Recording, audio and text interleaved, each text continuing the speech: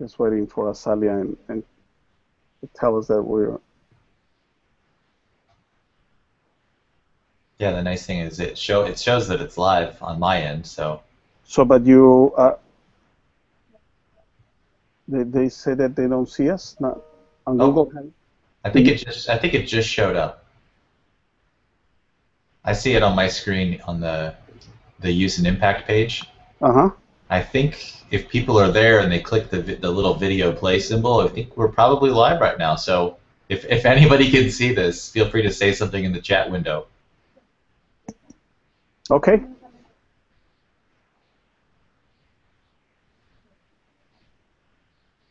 It's basically like producing your own television show. Yeah.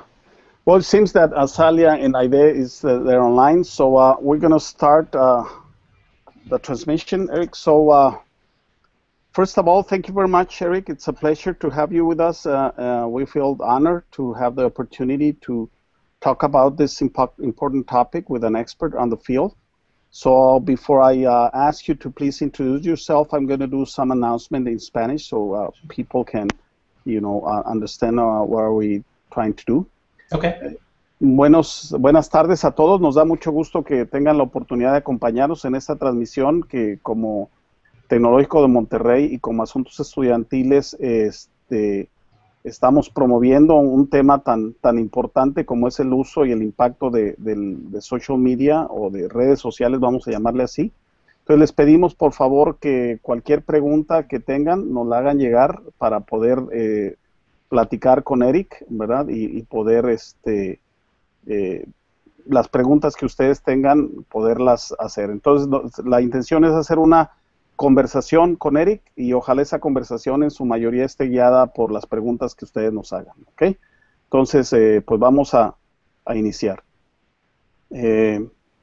Okay, Eric, so thank you very much. I just told them that we expect that this conversation, it's a conversation not only between you and me, but with our people that are following us, so we can chat with you. So hopefully they will have some good and great and interesting questions. So thank you very much once again, Eric. So could you please tell us a little bit about you in terms of the social media? What did you do? Where are you at right now? Okay. Yeah, absolutely. I'll sort of give a little bit of my background.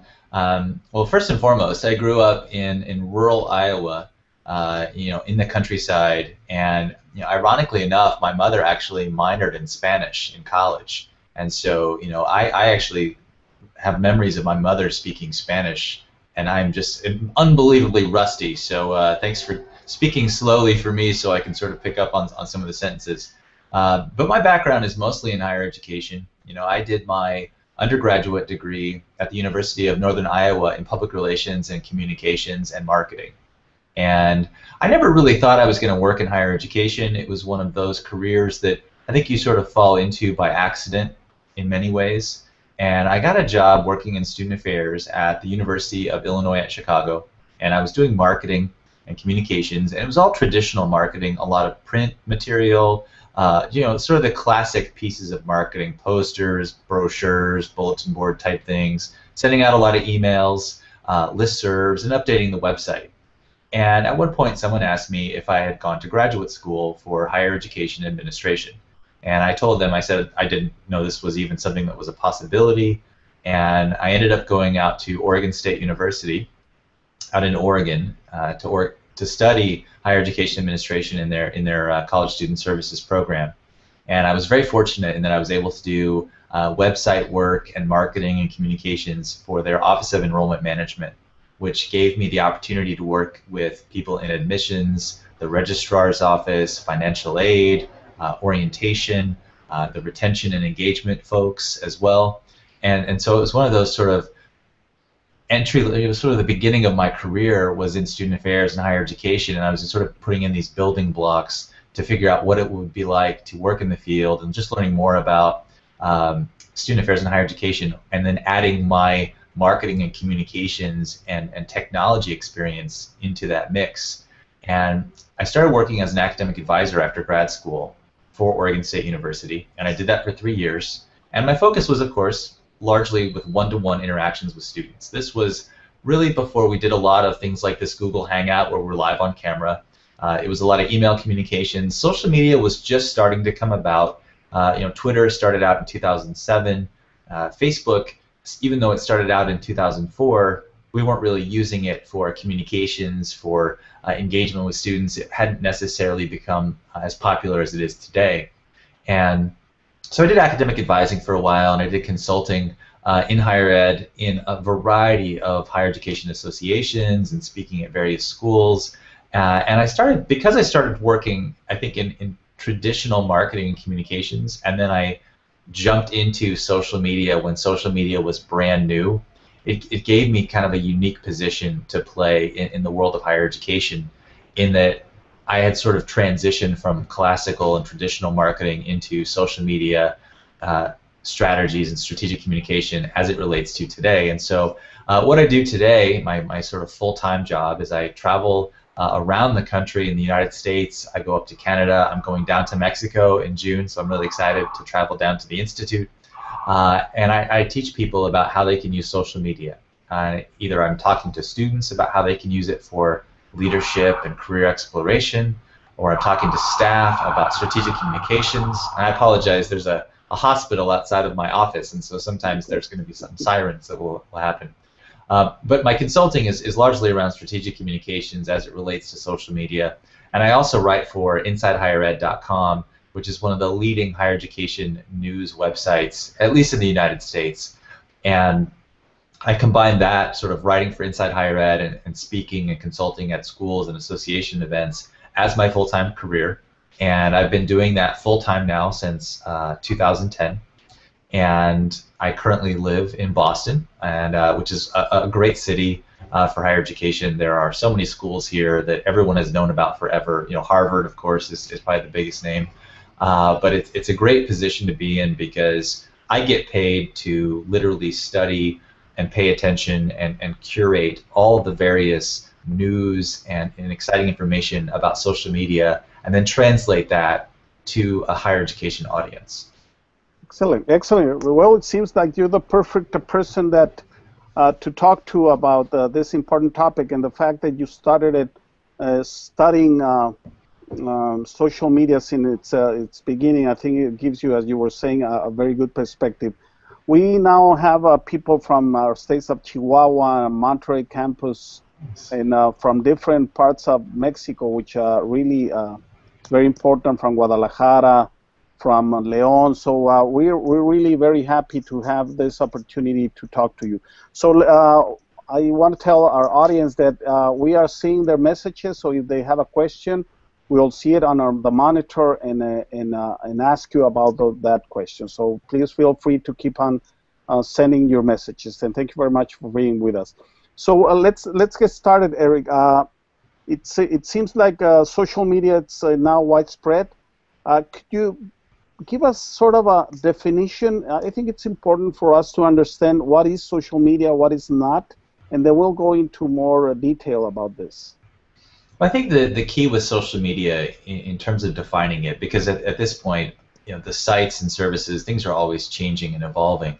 I think the real key is that it's no longer a one-way conversation when it comes to communications on the web. It used to be you'd put up a website, and really this was before blogs and comments, and your content would just sit out there and people could interact with it by consuming the information, but they couldn't connect with you, they couldn't communicate with you. And so sort of the onset of social media really were blogs and bloggers. When people started writing blog posts and people could comment on them, and there was this interplay back and forth between content creators and their audience. That's sort of the advent of social media, for me anyway. I mean, you could go back and say that a lot of different things that we've done have been social and related to media. But for me, it starts with blogs and bloggers and sort of the art form of blogging as it relates to connectivity and communications from comments. And so what we see now, in 2014, of course, we see blogs still hanging around and being quite successful. We see various social networks like Google+, which we're using today, where people can connect with one another, contact information is out there, chat windows, video hangouts like we're doing, collaborative document sharing, curation of knowledge and information, to Facebook, which handles itself very similarly to Google Plus, to things like Twitter. But the sort of the core definition of social media is that it is media that allows people to connect with one or more people in a way that is mostly public, and in a way that can really amplify communication. Because it's one tweet that you post on Twitter, it can be 140 characters, but it can be seen by 140,000 people.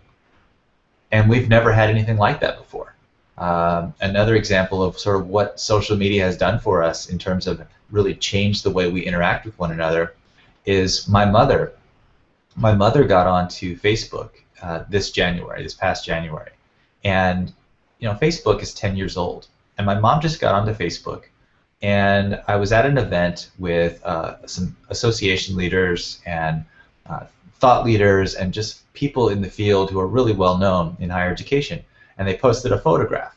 And there was a little bit of banter going back and forth on this photograph. And my mom commented in this thread on this photograph on Facebook. And I thought to myself, never before in the history of what I know sort of as us have we had the opportunity for people from all walks of life, your professional spaces, your personal life, you could have your mom, your brother, the president of your college, a coworker, someone you went to high school with, all commenting in the same space, in a thread that's cohesive and that makes sense. And that I don't think we've ever had that before. It really sort of says that the sort of distinct professional and personal spheres, they've almost meshed together. And so I think the other piece with social media is that it sort of eliminates hierarchy in a way, because you can tweet at someone who's famous, and someone who's famous could tweet back at you. And that to me is one of the most phenomenal things that social media have done, because they connect us all together regardless of title, regardless of place. I mean, with Twitter, all you need is a cell phone with text messaging capability, and you can be a participant in the conversation. And I love that, because you can be anywhere in the world, and it doesn't matter about name, title, rank, any of that stuff. Mm-hmm. And so at the core, it's about conversations, and it's about connecting people in a way that's much broader and much richer than we've ever seen before. Well, I think that's something that's important to really understand, the impact that social media has, regarding close ones, colleagues, important people. So can you tell us about, in this experience that you had in higher ed, kind of the impact that you've seen that it has had on higher education as a whole? I know it's a very broad question, but maybe you can help us a little bit understand what your vision or perspective is on the impact that social media has had at this point on higher education. Sure. I think social media has impacted really almost every facet or aspect of higher education, because if you sort of look at it from maybe sort of two separate angles, I tend to look at it from strategic communications and engagement and leadership, and on sort of one side, and then on the other you look at it from maybe the teaching and learning perspective. And let's start with teaching and learning. People have been able to connect their classrooms to people around the world in a way that's far richer and far quicker and much more social, using things like Facebook groups for classes, or using hashtags on Twitter, or having collaborative projects that are based out of YouTube. And so I think that the teaching and learning aspect has been sort of this amazing opportunity for connection making and learning on a wider scale. It's also challenged faculty, because faculty have classrooms full of students who are on their laptops, their mobile phones, their tablets, and students are looking at Facebook while they're in class. And it's really pushed faculty to say, okay, maybe I'm going to use this platform for the class, so that if you're hanging out on Facebook, you're actually learning something, as opposed to doing something that's opposite to what the class is all about. And so it's like anything that we've ever created, where we create new technologies, and there's always sort of good aspects and positive aspects and bad aspects and things that happen. And really, when it comes to social media in the classroom, I love that it's challenged professors, because it's challenged professors to almost be better at how they teach, and how they teach in a world that has all these new things happening in them.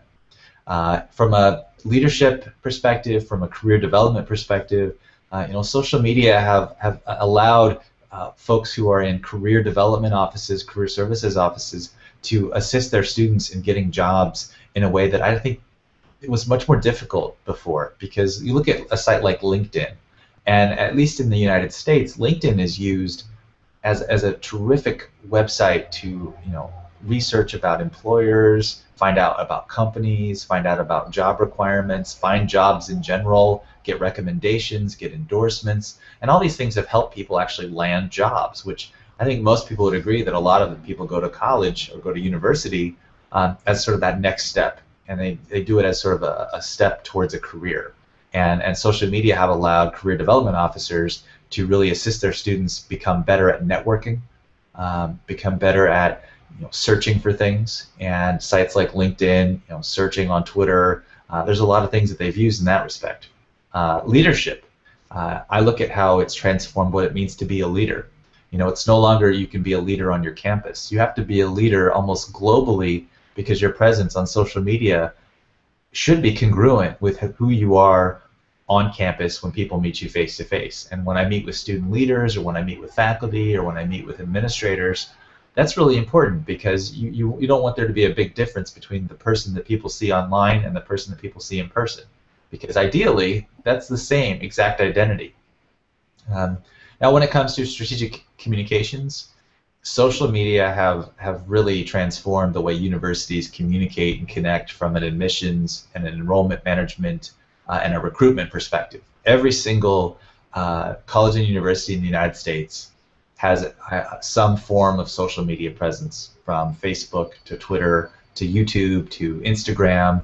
Some schools are even dabbling a little bit with things like Snapchat, sort of these ephemeral services that disappear.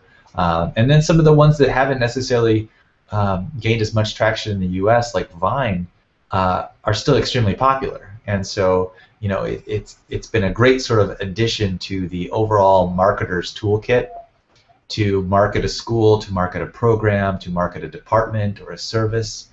Because I think, as a student affairs person, student affairs administrators often have just amazing services, amazing programs. They add a lot of value to the lives of their students. But if students don't know about these programs, if students don't know about what's going on, then it's really hard for them to actually access this stuff. And social media have allowed administrators to connect with a far greater amount of students. If you look at a senior level administrator, they spend their work life is spent in meetings, checking a lot of email, managing their day-to-day operations through maybe a smartphone. But social media has allowed them to stay connected with their students, to stay connected to their campus in a way that is often difficult if you're in an office all day. And so if you look at any aspect of higher education, from facilities, customer service, marketing, teaching, learning, career development, fundraising and advancement, it's all there. Advising, every aspect of higher education can be impacted by social media, because social media are they accentuate, they give us more ways to communicate with one another, which is something we're always trying to get better at, and it's something that I love the fact that in 2014 we're going to see even more changes. New sites will emerge, things will always shift. The communications technology is always evolving. Well, I think that you give us a lot of themes to talk about. We have one thing that I wanted to comment is that we have people in different campuses in parts of Mexico, and what is interesting that we got people from the social department, social development department, from the language department in Puebla, modern languages. So this talks about the interest of social media. It's not only people that work in social media in universities, but people that really work everywhere. So I think it goes into what you were saying, how social media has really impacted in, I would say, all of areas or departments of higher education. We have a question from Gabriel Servín in Guadalajara. If you could elaborate a little bit more, although we understand the impact, it says, how can students take advantage of this effect? Teachers, I'm sorry. take advantage of social media. And Gabriel also asked, what are the challenges for faculty members? One of the things that we've heard is that, that the teacher is lecturing and the students, as you were saying, are on Facebook or doing something else. And it seems like they're not paying attention. But I hear from students that I am paying attention. The fact that I'm not seeing you face to face doesn't mean that I'm not paying attention. But it's hard for us, old faculty members that we used to. The sign for paying attention is they're looking at our face. Right, right. So Yeah, it's that sort of back. It's that sort of back and forth, right? It's validating if you're a professor to see your students looking at you. And when I'm giving a talk now at a conference, a lot of times everybody is looking at their smartphone and typing away with their thumbs, and I'm hoping that they're not sending a text message to someone, that they're actually maybe live tweeting the event. And so I think it's important for faculty to think about social media maybe from a participatory sense, how you can get students to use it. Participating in a class, for example, you've got a class with a hashtag for your class, and you use Twitter, and students are tweeting their thoughts, their questions, their comments, and you've got maybe a projection screen that is showing those tweets as they're kind of coming in, like a waterfall. And I found that to be extremely helpful because people, one, they will never say anything that could get them in trouble when the screen can be it's that size and they know everyone's going to see it. And usually it's about training students that this is okay. That you're essentially teaching them two things, right? You're teaching them the course material, whatever that may be, while you're using social media, but you're also teaching them sort of the core facets of how this technology operates and works.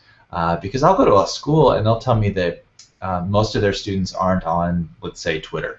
And I'll say, well, wouldn't it be really nice if we worked on teaching your students how to get onto Twitter in the first place, so then you could use Twitter for marketing, for your classroom, and your students graduate from these programs with the knowledge and skills to use social networking, not just for fun, not just for sort of entertainment purposes, but for actual learning purposes and for actual engagement purposes. And I think that's where it can get really confusing, or not necessarily confusing, but I think that's where people get hung up on it sometimes, because it's easy to sort of look at social media as being sort of just fun or just based around entertainment, or maybe a bit silly, as opposed to it's like our telephone. You can use your telephone for silly things. You can crack jokes with your brother on the phone, and yet at the same time you could use the phone for high-level academic discourse. And I think that when it comes to social media, it's important to think about the fact that the variety of ways in which you can use social media are only limited by your own creativity. And so when it comes to students maybe looking like they're disengaged, ask your students and say, hey, if you're all on Facebook, maybe we could flip the classroom a bit and sort of flip the learning experience, so that maybe these lectures that I'm giving in this format, I could give you some PowerPoint slides, and then we could have an actual facilitated conversation with some social media interaction, so that we're all kind of on the same page and working and learning as almost like a learning community in the classroom. Well, I think that's something very, very important. Really, faculty members, we have to grow and learn, the best way to use social media. I have one, I think it's very interesting question from Pilar Cavazos. She says, what are your recommendations to address or answer negative comments on social media?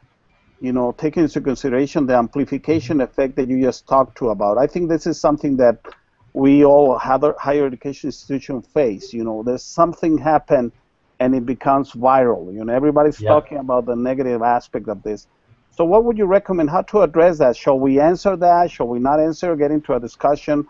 Forget about it? I know this might not be a black and white or clear-cut answer. What will your comments on that be? I think you actually touched upon it. It's one of those things that requires nuance. It's not black and white. It's not polarized. It's sort of on a case-by-case basis. If you get a negative comment, it's important to sort of look at it and evaluate it from a balanced perspective. Let's say you get a negative comment, and it might be filled with a bit of hyperbole or exaggeration, but maybe the core aspect of the comment is actually representative of something that's actually happened, a true issue that someone had. They just didn't write about it maybe in a mature manner. And so it's easy to sort of get emotional and feel angry or upset or hurt, depending on how people, because people really will say things that are without a lot of thought sometimes when it comes to what they say in comments on say like Facebook status updates, because there's this sort of anonymity effect. Even though their name is connected to it, I don't think that they feel as if they're being as confrontational. And so my advice for strategic communicators of any kind at a college or university is, if you get a negative comment, ask yourself a question: Is there some legitimacy to this actual comment, and can we fix something or correct something or address the issue in a professional manner? And then things change, though, if the person who's putting these negative comments in there, if they continue to be abusive or obstructive or hateful in their speech and what they say, then I have no problem at all with deleting comments, with blocking or banning people, taking it to like your Office of Judicial Affairs or Student Conduct to say, you're violating community guidelines here because you're harassing professionals. There's no difference, in my opinion, between if I say something that is harassing you face to face or over the phone or via email or over social media, it's still harassment. And so that's what a lot of schools have done, is they've sort of put it in that area. And if you say something negative that falls under those guidelines, then they're going to sort of adjudicate you through the student conduct process. Now, on the other hand, something like Twitter, if someone says something negative to you or negative about you on Twitter, no one's really going to see that. And so sometimes it's a question of picking your battles. Do you want to interact with someone who is merely just trying to try to start something? They're trying to rile you up and get you in a position where they want to argue with you, and not necessarily have any type of compromise or any type of true resolution. So social media give us the good, the bad, and the ugly of human communication. And I think it's important to acknowledge each individual sort of occurrence and sort of use your best judgment. Have a policy in place that says if you leave a comment that falls under our harassment guidelines or hate speech, or we reserve the right to delete it. And I always sort of looked at my personal blog when I was running that blog quite a bit. As my sort of living room. It was my professional living room. And if you came into my living room and started causing trouble, I had the right to sort of politely ask you to leave. And I think that's where we have that same right as well. And I think it comes back to teaching our students, teaching our community that how we are online has to reflect who we are in person. And I come back to that over and over again, because people will be just amazingly nice to you face to face, and then they'll put a comment on Facebook that is extremely negative. And I think it's important to have maybe a conversation with that person, invite them out for coffee, and say, what's happening, and build rapport with them. Oftentimes when I was an academic advisor, it would take me 2, 3, 4 meetings with a student to actually get to the bottom of some sort of issue that they were having, to where I could give them advice that would actually be impactful in their lives and help them on the right track to success. Well, I think that those are great advice, because I've seen that when you see a bad comment, we tend to think that all the world is seeing that, and we get so nervous, and then what shall we do? And as you said, you want to part of this, you should be respectful of this. Have you seen institutions that have clear guidelines for that? Because it's kind of difficult to really see all the different things that might happen. Have you seen anything like that you might recommend, or Sure. Kind of the guidelines for that? Guidelines, what I found at schools are almost a reflection of the culture of the campus. Some campuses are much more open about sort of difficult conversations and discourse. Some campuses are less open to those types of things. And so what I see is some schools have guidelines and some schools have policies. And for example, the University of Delaware, Delaware has a great social media website for that institution. Brock University up in Canada has a great set of social media guidelines. If you just want to Google Brock University social media, they've got a lot of resources. Um, Intel, the corporation, they've kind of got a really nice document online that talks about Intel's social media guidelines, how they're going to behave, how they're going to respond, how they kind of hope their people who are on social media are going to act on these sites. Because I think that's the one thing we can always look to, is that we don't always have to look at colleges or universities for examples, because social media are communications tools. And so, businesses and corporations also deal with the same exact kind of issues that we're dealing with, and sometimes even on a greater level. For example, if you look at airlines, people love to hate the airline industry on Twitter because flights get canceled, there's bad weather, there's a mechanical issue, and it's up to the social media communicators for these airlines to try to smooth things over with their customers. And customers are mad. Customers are saying all kinds of things, and yet you'll see these airline representatives on social media being extremely friendly, extremely professional, and never letting their emotions get the better of them. Okay, that's great advice, and we should look into those institutions to really kind of have a guideline of the guidelines that we should use in terms of social media. You mentioned, I get the sense that sometimes we administrators or in administrative positions in higher ed still see email as the basis of communication. And you, on one of the workshops that you did in NASPA, you mentioned something that impacted a lot of people, because the people who were there were most like not very young people, and so you said that email is it's a zombie, it's dead, but we think it's live. What would you say on that? What's your comment on that? Yeah, well, because the sort of popular quote is that everyone's always saying that email is dead. And of course my response to them is that, well, if it's dead, it's maybe so, but it's still coming after you. And I think that another thing I like to say about email is that email isn't necessarily the problem. As a communications tool, it's how we've used it over the years.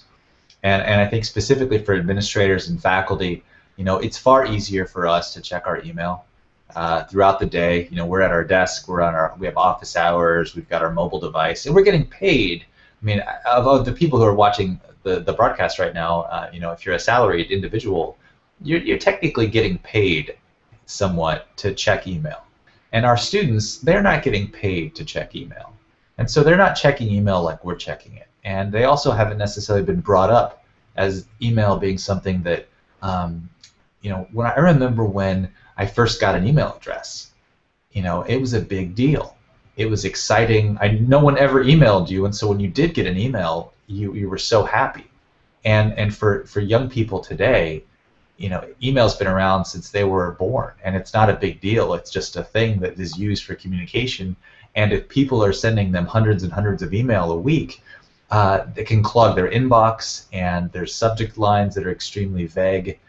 You hear from administrators who send emails to students that are just very wordy, and the best part of the message that students are supposed to understand or get, or the action item, is buried within this massive amount of text. And then people will say, well, students aren't doing a good job with their email. And I would kind of take it back to faculty and staff and say, what can we do better in terms of how we communicate with our students, so that we have more of a structured, focused, strategic communications plan, so that we're using email in conjunction with Facebook, in conjunction with Instagram and Twitter and blogs and other services, so that it's much more cohesive and less random, so that when students get an email, it's going to have a well-written subject line, it's going to be short and sweet and give them exactly what they need. And it's, again, we're teaching our students, if they're at our college or our university and they're ignoring our emails, what's going to happen when they become professionals, when they're out in the business world, and email is something that is instrumental to their success? I think we have to teach our students not only the general education information from history and science and psychology and all the liberal arts information and math and science, but we also have to teach them digital literacy, and that digital literacy combined with their digital identity, which Mhm. is actually what I'm going to talk about when I'm down in June for the Institute, because this is a big issue that we're still kind of trying to figure out how we tackle it, because it's not just email that we need to get better at and how we teach our students how to use it, but it's about how do we teach our students the sort of overall skill set and overall sense of literacy when it comes to these technologies that are always shifting and are always sort of changing. And I think that's where the premise of lifelong learning becomes even more important for faculty and for administrators, because it's not just on our students to constantly be learning new things and to be exploring and be thinking critically, but it's on us to do the same. Well, this is a great conversation. Thanks so much. I have a couple of questions that I'm going to try to tie into one. For Sol Colina, she mentions that the advantage of social media is how immediate your interaction with students can get and contribute to the flipped classroom and blended learning.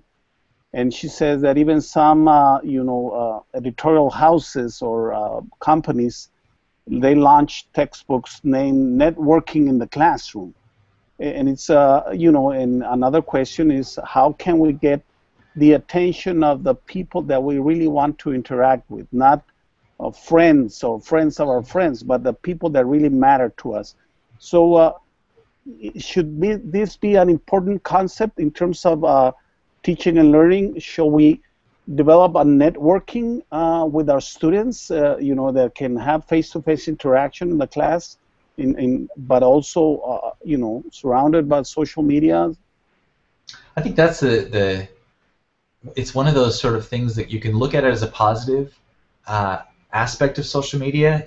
If friends and family and other people, acquaintances, are jumping into the conversation, I'm okay with that. Now, I know they necessarily haven't paid tuition or they're not necessarily registered for a course, but if you have a closed group on Facebook and you're using that, that's great, and that can work really well.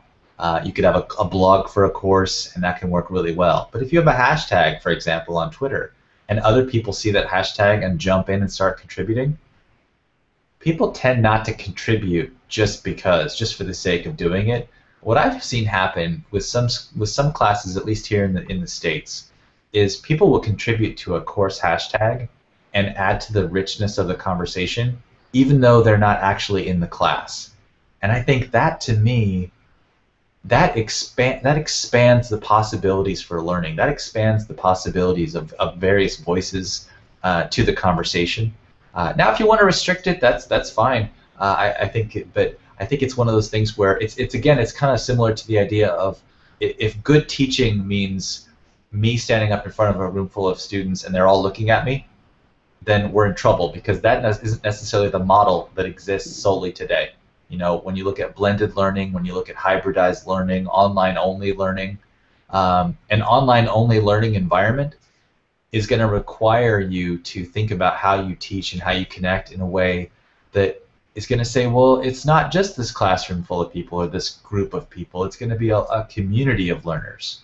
And I think, how cool would it be to collaborate with folks maybe in a different country and have them participate in the class, so that they're benefiting, your class is benefiting.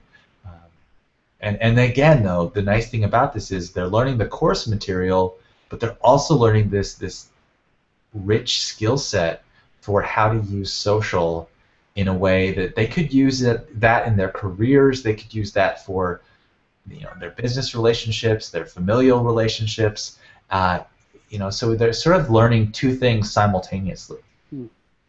Uh, Pilar Cavazos, she said that social media gives you the good, the bad, and the ugly of human communication. She really liked that quote, so just wanted to mention that. And also Jocelyn Perard, she says that, don't you think that one of the problems is that when you talk about social media, people immediately think on Facebook? Are we so far behind, some of us, that social media is just Facebook? You mentioned at the beginning there are other social media tools or elements, but I think she is right. Some of us think of social media as Facebook, and we start just thinking of that. What would your comment on that be? Well, of course, Facebook being 10 years old and being, aside from blogs, being really the oldest social network that we have that has a large number of users. Facebook has I believe it's 1.25 billion active users. It's the largest social network, at least in most countries aside from China at this point.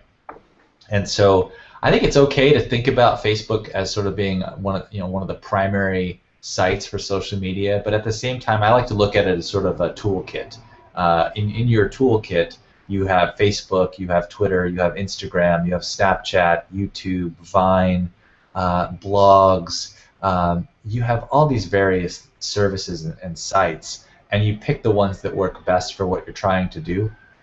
And so it's absolutely okay to talk about Facebook, but also to realize that how we talk about Facebook today is different than how we talked about Facebook a couple of years ago or 5 years ago. Facebook now has 3 primary forms of identification on the site. You've got a profile, which is an individual.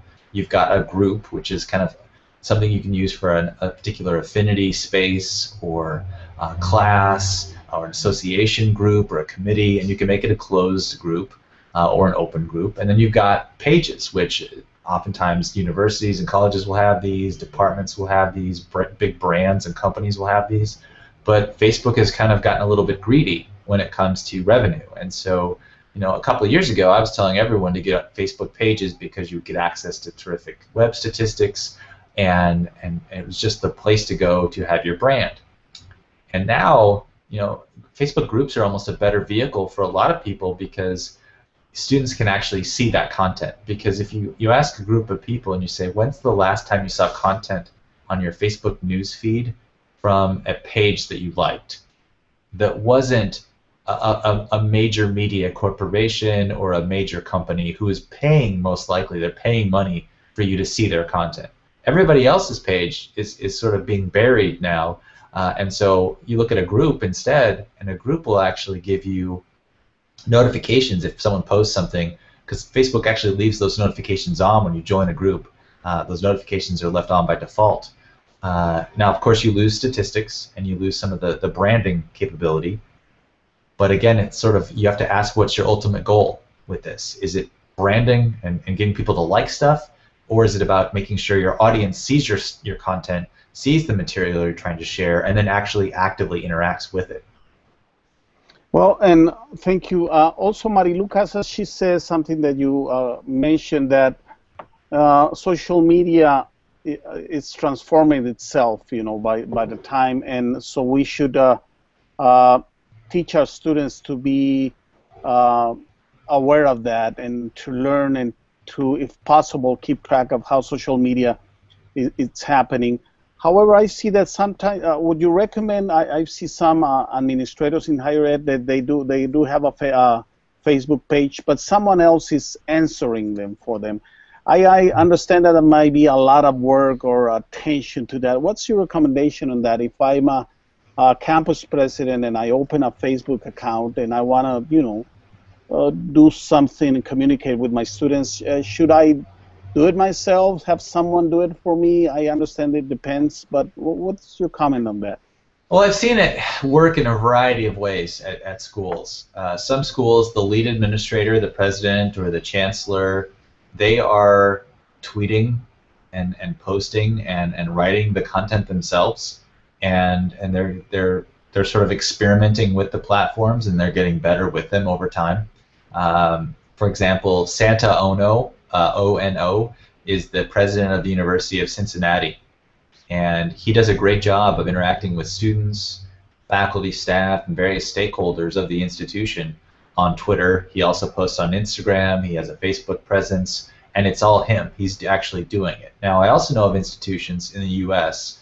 where a staff member is actually writing on behalf of the chancellor or the president of the senior leader at the campus, and it can work both ways. However, I find that the ones that are actually more meaningful and seem to be more valuable are those that it's the actual person.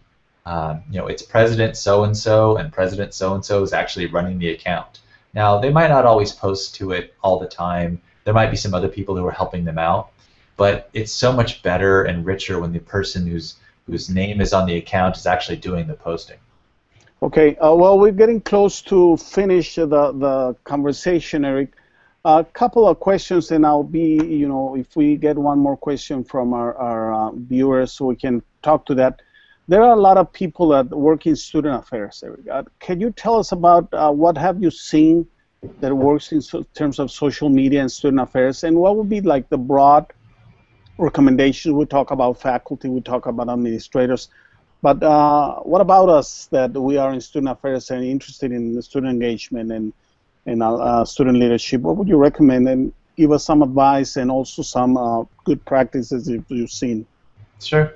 Well, I think with student affairs, we would like to talk about student affairs oftentimes as kind of being part of a funnel. It begins with admissions and recruitment, and it throughout the course of a student's life cycle at an institution, they're participating in leadership activities, in intramurals through maybe a student recreation facility. They're living in the residence halls, being a student leader. They're being part of a student organization, participating in student life activities. They're going through career services. They're interacting with their academic advisor, and eventually they graduate and they're being communicated to via alumni associations and development officers. And so I think when you look at that funnel aspect of it for student affairs practitioners, I think it really comes down to we have a responsibility from the second a student enters sort of our sphere of influence, that we're not only using these platforms for engagement and marketing and communications and relationship building as a way to assist our students in any way that they need it, but we're actually teaching and role modeling how to use these platforms for our students. Because I think students look up to us. They look to us for letters of recommendation. They look to us for advice, for services and support, and they need to find us in all the spaces that they're existing in, which in this case students are by and large using social media sites. The data shows essentially that all ages of students are using social media. They might be using Facebook more so at one campus, or Twitter more so at another, or Vine, or Instagram, or some other thing. But the bottom line is people are in these spaces. So I think it's important for student affairs administrators to jump into these spaces, not just as their office, but as individual professional practitioners, which is still kind of a unique point of view for sort of the historical side of student affairs, where everything that we did was really focused on sort of the face-to-face interaction, and now it's saying, well, it's face-to-face interaction, but maybe the start of the conversation took place on Twitter, and then that led to a one-to-one conversation over coffee, or at orientation programs, student affairs administrators, it's not just here's how you sign up for classes, here's how you get to this place and that place, but it's saying here's our social media presence, and this is how we're going to connect with you through the course of the year, in addition to email, in addition to other things you're going to see. But we're going to put really good stuff on our social media sites. Follow us on Twitter. Follow us, connect with us on Facebook. Connect with us on Instagram and on Vine and on YouTube, etc. So I think for student affairs, it's about sort of switching our paradigm so that we understand that we could have the best services, the best programs, but if we're not sort of matching those best services and best programs with quality communications, students will never fully realize and never fully know about everything that we're offering. Well, I think that you make a great point that we in student affairs need to really make a much better use of social media in terms of branding our services. What do we do? And then I think it also provides the opportunity for some students that otherwise we will probably not interact with them in face-to-face. So I think that you make a great point. Well, we're almost closing. Just to remember our audience that, I'm going to say this in Spanish, so I'm sorry for that. Eric Stoller va a estar con nosotros aquí en Monterrey, en el Foro Internacional de Asuntos Estudiantiles, a celebrarse el día 19 y 20 en la Universidad Regiomontana, y también estará ofreciendo un taller de social media el lunes 21 de junio. Entonces, aquellos que estén interesados en estar cerca aquí, que puedan acompañarnos, son más que bienvenidos. pueden encontrar la información en fidae.org, ¿verdad? Ojalá nos puedan acompañar. Well, I just told them, Eric, that we are very fortunate to have the opportunity to have you here in June. You're going to be one of our keynote speakers, which we really appreciate. And also, you're going to provide us a workshop, a full-day workshop with people that not only are experts on social media, but for people in general that might, get ideas or learn from what you're saying. Just a way of saying, kind of the recommendations in general. What will be your last recommendation for student affairs, for administrators, for faculty? Could you provide us with a good closing that might apply to everybody involved? Absolutely. Well, you mentioned, the event in June, and I think sometimes people get intimidated by these technologies because there's so many things that we're already involved with. Most people are working at a very high level and they're very busy. And how do you learn these new things? And so I really want to emphasize that the workshop and my keynote will be very accessible to all individuals, regardless of their skill level or familiarity with social media sites and services, because I want people to come away from this with a good understanding. If they're an advanced user, I want to make sure that they get information that's going to help them improve and advance their practice. If they're an entry level or a beginner to this, they're interested maybe in Twitter, I'm going to give them the resources and what they can do to get better at using this stuff, which they can then apply it to the work that they do with their students. So I think the core for me to all this is that regardless of your skill level or expertise, it's okay to ask lots of questions. There are so many resources out there, and I think that the bravest professionals, in my experience, are the ones who understand that they might not know something, but they're willing to ask a question. And there are so many people out there who are willing to help. And in my talks and in my consulting, that's really what I try to focus on, is making sure that people get the resources that match sort of what they're needing. There's a famous student development theorist, Nevitt Sanford, and Nevitt Sanford always talks about this idea of challenge and support. People come into an institution, they face a variety of challenges, and as professionals, we want to support people to that level of challenge. Not give them too much hand-holding or extra support if they don't need it, but just meet that challenge where they need it in terms of support. And I think for me, that's what it comes down to with social media, is to understand that I'm not always going to know everything about social media because it does change quickly, but I'm going to do my best to make sure that I bring the latest and greatest and most accessible information to the table so that practitioners can take that knowledge and apply it to the work and then essentially improve the work, because if they improve the work and they do a better job themselves in the classroom, outside the classroom, it's going to benefit their students. Okay, we got some comments from Marilu Casas says, thank you very much for your interesting insights on this matter. And then Elizabeth Becerril also says from Torreon, thanks for the advice. And then, well, we are getting some more questions, but I think it's about time that we finish this conversation. Eric, thank you very much. It's been a pleasure to have not only a colleague, but a good friend with us today. I want also to acknowledge Aide Mejia and Azalia Roque for making this possible. It seems like a very simple thing, but it requires a good amount of interaction beforehand. So thank you very much, Azalia and Aide. And Eric, thank you very much. And we're really excited about having you here. Have a great time in Iowa and enjoy your nice weather in Boston now that you can. All right. Thank you for the opportunity. Thank you very much, Eric. Take care. Bye-bye.